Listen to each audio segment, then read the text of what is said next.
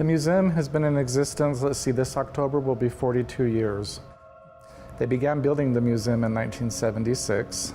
Don Henderson was the mayor at the time. Mr. Fred Hervey was a major donor that made this possible. With the help of the El Paso Archaeological Society, they began building the dioramas in the South Gallery, some of which you see behind us at the moment. And after about a year or so, we opened our doors in 1977. Some of the things that make this museum very unique is that we're one of the only museums dedicated specifically to archaeology in this part of the Southwest. There's a few others, but here locally we're one of the few. We talk about over 14,000 years of prehistory, Native American culture here in the region. We have wonderful dioramas that show kids and others what it was like to live here back during the Paleo-Indian period, 12, 13,000 years ago.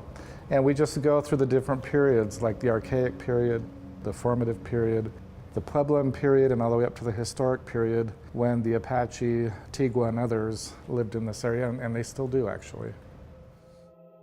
Visitors, when they come to visit us, will see a range of things, everything from life-size dioramas showing how the people lived in this region, including architecture, housing, clothing, the pottery that they made.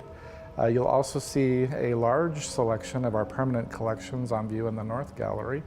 This museum houses one of the largest collections of Casas Grandes culture pottery, which was made about 800 years ago. We have one of the largest collections of that pottery in the entire Southwest. In addition to the exhibitions and the dioramas, people can also enjoy our nature trails. We have almost a kilometer of trails out there in front of the museum, and we have a lot of ground exhibits showing the different plant life in the Chihuahuan Desert, and if you're lucky, you might even see some of the local wildlife. We have some permanent exhibits that are up all the time, and then we have a temporary or traveling exhibit program here which changes periodically. And that exhibit features our collection as well as stuff on loan from Cochise College in Arizona. We just opened up some exhibits featuring local prehistory. One is called In the Language of Stone, the rock art of the Jornada Mogollon. And also we have another one featuring the Jornada Mogollon as an ancient borderland area where they live. Our museum is located at 4301 Trans Mountain Road in El Paso, Texas, which is in the far northeast. You can reach us by calling 915-212-0421. You can also visit our website at archaeology.elpasotexas.gov. We'll be happy to help you arrange a tour or anything else to accommodate family visits or school visits or anything of the like. In addition to our exhibitions, the museum does a lot of other things that people are interested in. We host an archery program, which is free of charge. You can come out here and learn how to shoot the bow and arrow almost every Saturday of the year.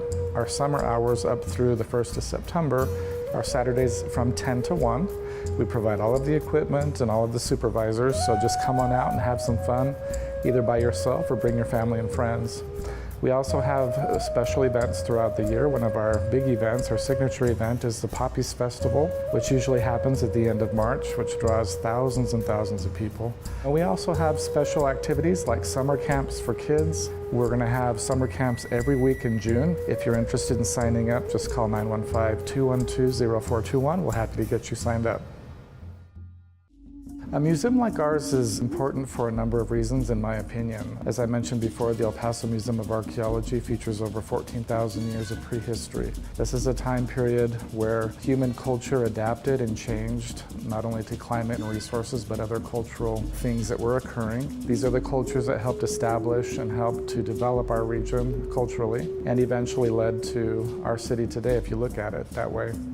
We also talk about living cultures, historic peoples that are still with us, for example, the Apache, the Tigua from Isleta del Sur Pueblo, and others. You know, we have about 26,000 people visit this museum annually, and what we really hope they take away from their visit, first and foremost, is a greater appreciation, understanding, and respect for Native American culture.